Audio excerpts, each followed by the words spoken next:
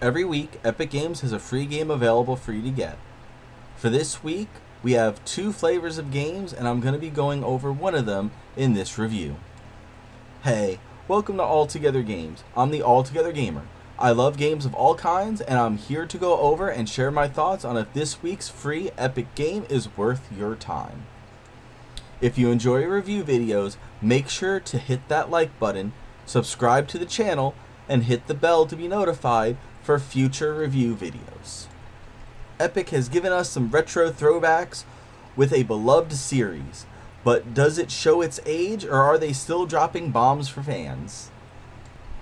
Since they are giving us 3 games of the Fallout series, I will be reviewing them together and then telling you what might be the best order to play these titles for newer players who would want to experience the story that is Fallout.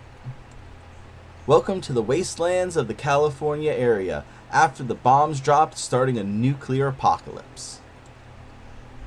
Explore these story-enriched exploration games with their turn-based combat systems, finding Easter eggs and learning what Vault-Tec was really up to as you travel across California's southern side around the Los Angeles area. In Fallout 1, you are the Vault Dweller, who is tasked with finding a water purification chip to save Vault 13.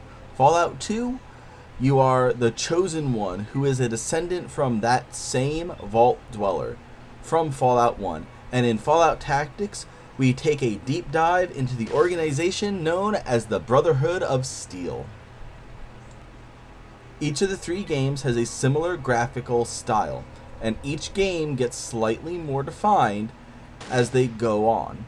Fallout 1 being the most crude, and Fallout Tactics being the most developed of the 3. Each of the characters' designs have become iconic throughout the gaming industry, from the Super Mutants to Power Armor, right down to Vault Boy and the Vault-Tec uniforms of the Dwellers. For the most part, Fallout uses classic music from the 80s, but most of the time it relies on the ambient sounds. Even though the first 2 games had the Pit-Boy, it did not yet have a radio that let players listen to music and add your own music files to the game, but this was added into Fallout Tactics. Each game shares the same basic controls, with each one getting a few added things each game. Fallout Tactics does use a different game engine than the previous Fallout games, but since it was strongly designed after its predecessors, its controls are almost the same. Right-clicking shifts you through your options such as interactions, attacking, or movement controls, and left-clicking is used to select the target or tiles that you want to interact with or move to. Fallout is well known for its story-driven exploration, with plenty of puzzles to solve. With more than one way to go about solving just about any problem, it leads to so many ways you can go about playing each of these games. Fallout Tactics is less story-driven since it wants the player to experience the combat nature and tactical mindset of the Brotherhood of Steel, so the story there is a little more closed off than its open-world predecessors. There is a lot to do in each of these games, regardless if you're looking for a water purification chip or the Garden of Eden creation kit, also called a GEC. Talking to people, making a team, and growing your numbers, or taking on everything on your own, Fallout is all about figuring out how to get things done. These are the first 3 Fallout games made before Bethesda took over, and they are the products of their time, and it shows in many ways. All 3 games are old game tough, and takes trial and error to make it through without a guide telling you the information that is needed to progress, or giving you tips on how to progress smoothly. The first 2 games do not have a tutorial to explain any part of the game's controls, or what each of the icons do, since this was all given to players in a paper manual or handbook that came in boxes with the CDs.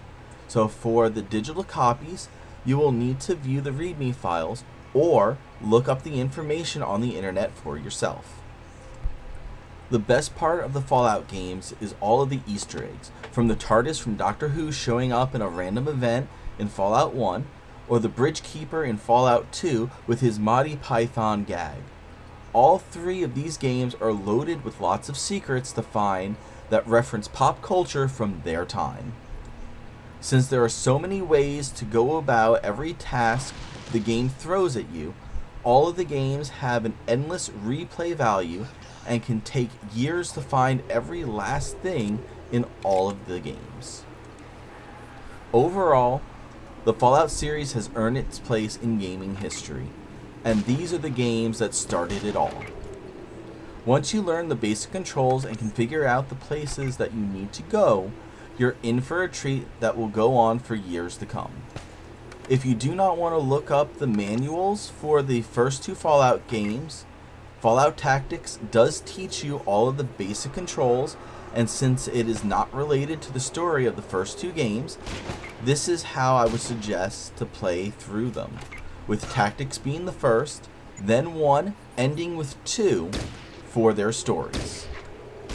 As for the rating for these games, I will not be giving any this time since they are so iconic.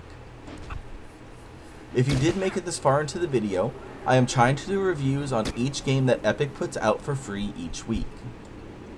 I would like to do other free games available online, so if you have any suggestions, leave a comment down below, and a thumbs up goes a long way to helping to drive me to make more videos like this one, along with improving what I do. And don't forget to hit that subscribe button for more reviews on the next epically free game. As always, thanks for watching.